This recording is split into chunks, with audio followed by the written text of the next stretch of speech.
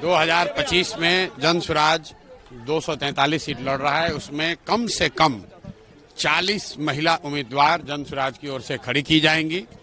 दूसरी बात हमने ये भी कही कि 5 वर्ष का और समय मिला। 2030 में कम से कम 70 से 80 महिलाओं को जन स्वराज के प्लेटफॉर्म से प्रशिक्षित करके उनके पीछे अपनी ताकत, बुद्धि, शक्ति, व्यवस्था लगाकर उनको नेत्री बनाने का जो अभियान है वो शुरू किया है।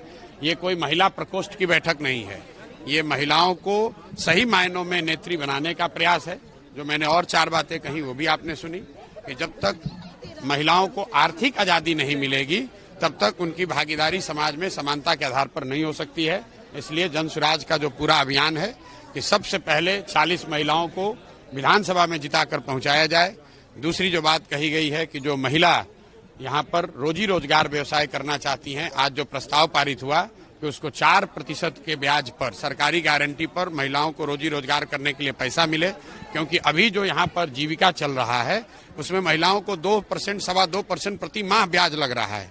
जबकि यहाँ पर जो माली हालत है, महिलाओं की इतनी स्थिति खराब है, उनके पास गिरवी रखने के लिए कुछ नहीं है।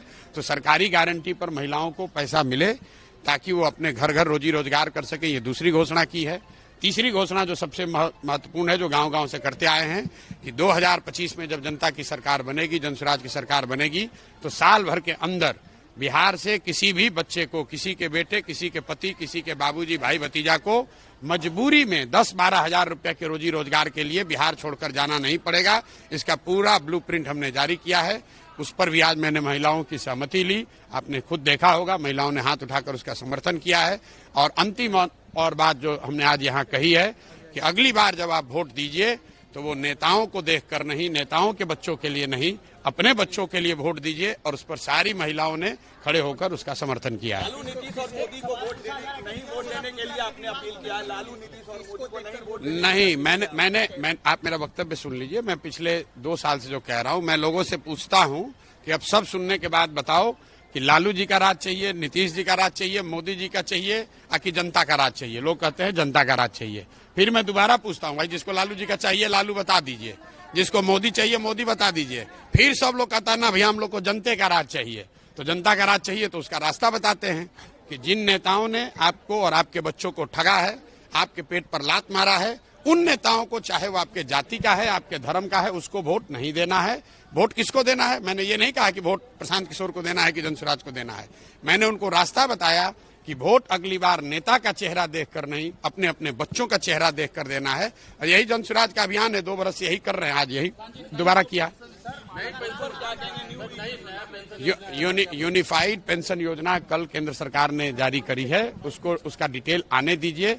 वो एनपीएस और ओपीएस के बीच का कुछ रास्ता निकालने का सरकार ने प्रयास किया है।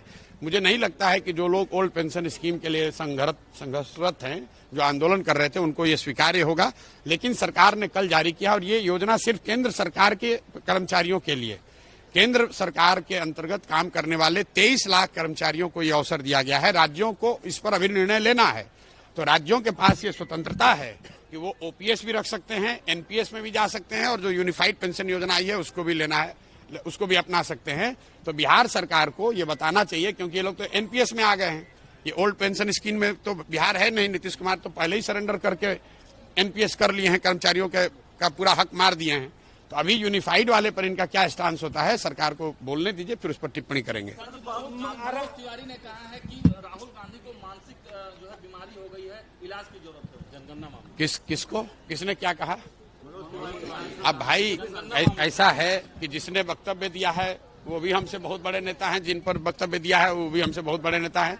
हम अपनी बात कह सकते हैं, बिहार की बात कह सकते हैं, बिहार में के समाज, बिहार के बच्चों की बात कर रहे हैं, जन स्वराज की बात कर रहे हैं। महिलाओं को आरक्षण देंगे क्या प्रशांत जी? रिजर्व कैटेगरी की महिलाओं को आरक्षण मिलेगा?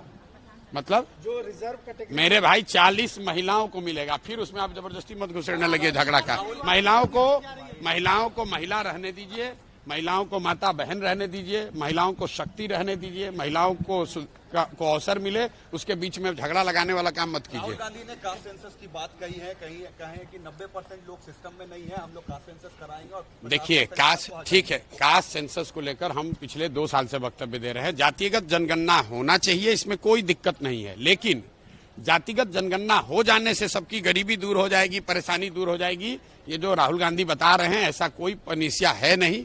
अगर जातिगत जनगणना से ही सब सुधर जाना होता तो जनगणना अभी है लोगों के पास कि SC ST समाज के लोग सबसे गरीब, पिछड़े, शैक्षणिक, आर्थिक, सामाजिक तौर पर सबसे पिछड़े हैं। तो राहुल गांधी को ये बताना चाहिए, या जो भी ये बता रहा है कि जातिगत जनगणना से सब सुधर जाएगा, तो उसको बताना चाहिए कि SC ST समाज के लोग की दशा क्यों नहीं सुधरी। भाई जनगणना होने से नई जानकारी मिली, सही है, लेकिन जानकारी मिलने मात्र से आपकी दशा नहीं सुधरेगी। ये तो ऐसे हुआ कि लाइब्रेरी में जाइएगा, वहां बहुत किताब है, तो लाइब्रेरी में जाने से आप विद्वान थोड़े हो जाइएगा, उस किताब को पढ़ना भी पड़ेगा और पढ़कर आत्मसात करना पड़ेगा।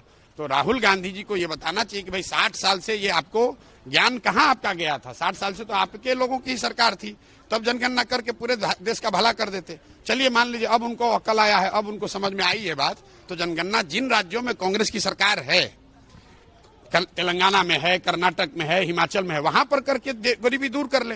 हम लोग सब लोग उनके पीछे उसी मॉडल को मान लेंगे। अगर जातिगत जनगणना से गरीबी दूर होती तो बिहार में तो जनगणना हो गया, तो यहाँ गरीबी किसका दूर हो गया।